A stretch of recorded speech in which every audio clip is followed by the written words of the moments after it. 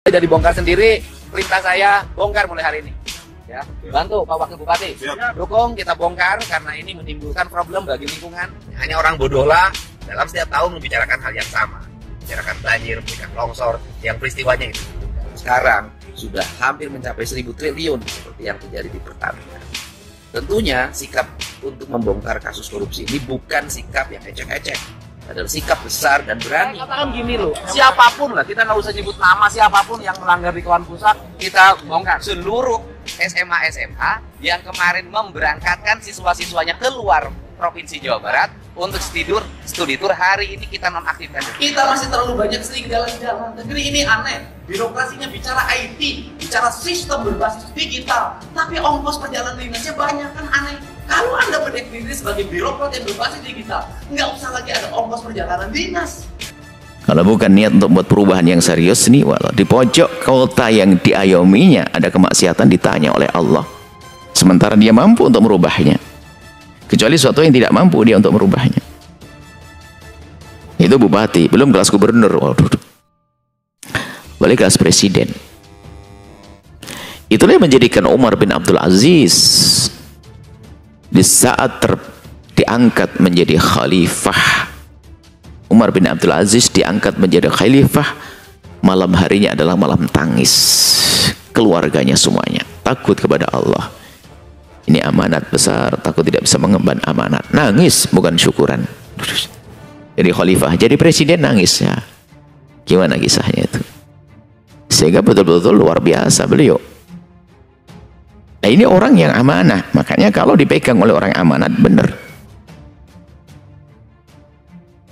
Sampai suatu ketika begitu amanahnya Umar bin Abdul Aziz, beliau junub dan harus mandi besar. Junub dan harus mandi besar. Kemudian di musim dingin. Anda ini kalau orang Indonesia bicara musim dingin, apalagi di daerah-daerah Cirebon begini, Anda nggak bayang kayak apa sih dingin, kan begitu ya? Kayak apa? Dingin aja kok susah. Nah, kalau di negeri yang ada musim dingin, ya Masya Allah, yang bisa jadi salju itu lihat.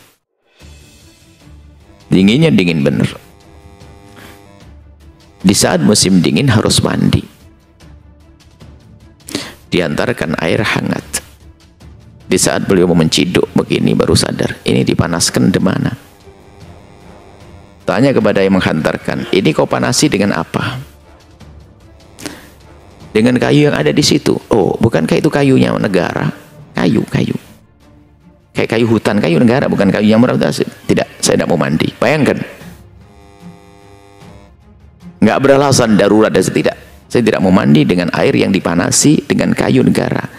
Ini kayu rincian, kayu hutan itu ibaratnya begitu. Ada di situ dipakai bakar. Begitu hati-hatinya. Kita harus belajar seperti itu. Anda punya tanggung jawab apa sekarang? Menjaga amanat itu penting, tanda keimanan. Kalau tidak keropos iman. Amanah. Panjang kisahnya, manusianya bermacam-macam. Sehingga itu yang maka pembahasan amanat itu pembahasan akhlak. Sehingga jadi apapun bisa.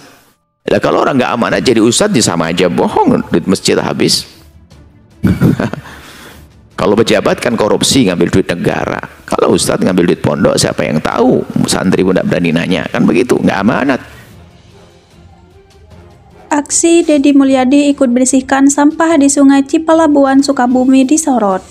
Gubernur Jawa Barat Deddy Mulyadi ikut terjun bersihkan sampah di Sungai Cipalabuan di Palabuhan Ratu, Kabupaten Sukabumi, Sabtu, tanggal 8 bulan 3, 2025. Ini bukan mantau, ini bantu Pak Kapolres, bantu Dandim, bantu Pak Bupati, ringanin beban yang ada di sini. Beban bencana itu kan beban semua, ujar Deddy Mulyadi di Sungai Cipalabuan. Diketahui Sungai Cipalabuan menjadi salah satu titik meluapnya air ketika banjir bandang terjadi di wilayah Palabuhan Ratu baru-baru ini. Air bisa meluap karena tumpahan sampah yang menyumbat aliran sungai. Banjir bandang tidak hanya membuat air meluap ke jalanan, tetapi juga membuat sejumlah rumah rusak parah, bahkan menimbulkan korban jiwa. Kemudian, aksi tersebut diikuti sejumlah warga, pejabat Forkopimda Kabupaten Sukabumi hingga aparat kepolisian. Sampah-sampah yang berada di sungai tersebut terdiri dari sampah kayu hingga rumah tangga. Deddy Mulyadi mengatakan kedatangannya ke lokasi tersebut bukan untuk memantau tetapi membantu aparat setempat. Deddy Mulyadi mengatakan terdapat sejumlah faktor hingga menyebabkan banjir bandang dan membuat kerusakan sejumlah bangunan rumah yang ada di sekitar aliran sungai Cipalabuan. Menurut Deddy Mulyadi, faktor pertama adalah adanya pendangkalan sungai. Kemudian lanjut Deddy, jembatan di dermaga Palabuhan Ratu yang berada di aliran sungai Cipalabuan bentuknya lurus. Yang kedua, jembatannya lurus, nanti jembatannya dibongkar dibuat melengkung, nanti saya bangun jembatannya, ungkap Deddy Mulyadi.